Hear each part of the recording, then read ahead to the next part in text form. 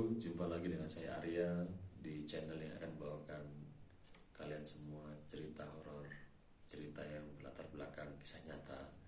Seperti biasa, untuk nama tempat, tokoh akan saya samarkan demi privasi dan keamanan bersama.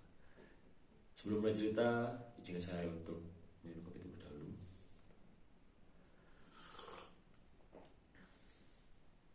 Cerita kali ini berjudul tentang arwah yang meminta tolong. Latar belakang di sebuah desa yang punya sebuah danau. Singkat cerita, danau ini adalah danau buatan pada era tahun 70-80-an. Cukup untuk menghidupi warga setempat, ikan yang melimpah, air yang bersih untuk minum dan memasak. Seingat saya ketika ayah saya berkata, dulu ketika ayah masih muda, sangat gampang untuk mencari lauk. Cukup dengan menebar jala 1 atau 2 kali, mungkin 2-3 ekor ikan sudah dapat, saking melimpahnya ikan tersebut. Jadi tidak heran kalau dulu danau tersebut adalah jadi primadona utama. Selain berladang, ternak, mereka juga sering mencari lauk ataupun uang dari hasil jualan tangkapan ikan. Desa tersebut memanglah desa yang sangat makmur menurut saya. Banyak tradisi yang dijalankan, contohnya seperti selamatan dalam bahasa Jawa yang artinya syukuran untuk ketika ada seseorang yang panen ikan banyak, syukuran.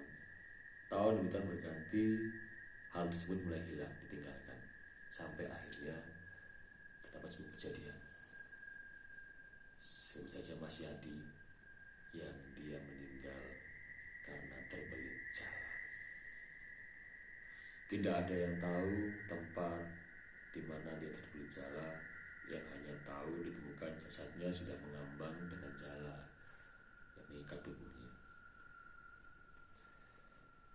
Tanpa basa-basi, sang jasad dibawa ke rumah, dimandikan, disolatkan, lalu berangkat ke liang lahat. Tetapi para warga desa yang sepuh, mereka berkata, ini belum selesai.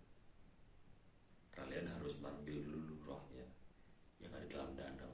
Sang keluarga yang merasa itu gak mungkin, itu tahayul. Ya sudah, karena mereka tidak percaya, orang-orang pun akhirnya tidak menggubris dan pasrah. Ya sudah, terserah kalian. Sampai pada akhirnya cerita seram pun dimulai. Arwah Mas Yadi ternyata benar-benar meneror warga kampung.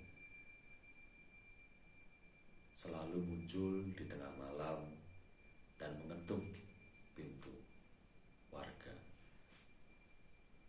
Anehnya, yang didatangi hanyalah orang-orang terdekat, seperti teman, sahabat, dan keluarga. Di hari pertama, Mas Yadi mendatangi teman karibnya, sebenarnya Mas Eko namanya. Mas Eko bercerita, tepat jam 12 malam diketuk di rumahnya, seperti,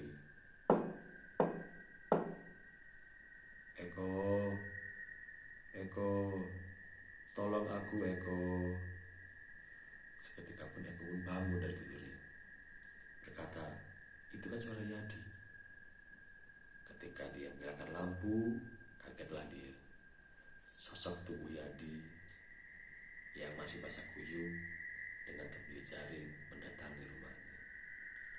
Hari demi hari, satu persatu temannya datangi. Sampailah hal tersebut ke telinga keluarga Mas Yadi. Tetapi mereka tidak percaya dengan hal tersebut. Sampai akhirnya di hari ke-7, arwah Mas Yadi mendatangi rumah keluarganya dengan pakaian yang sama ketika hari di mana dia meninggal, dengan ciri khas yang sama seperti kata Mas Eko bilang. Dia hanya berkata seperti ini, tolong aku, kok tega, aku mau pulang. Sang keluarga yang benar-benar melihat hal tersebut akhirnya sadar dan dilakukanlah acara entas-entas atau memanggil roh atau arwah di tempat kejadian perkara, dia meninggal.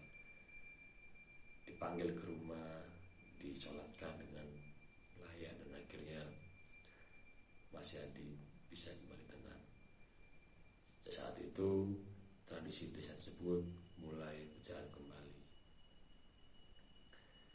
Saya rasa cukup untuk cerita kali ini. Sampai jumpa dalam cerita-cerita berikutnya. Saya Arya undur diri.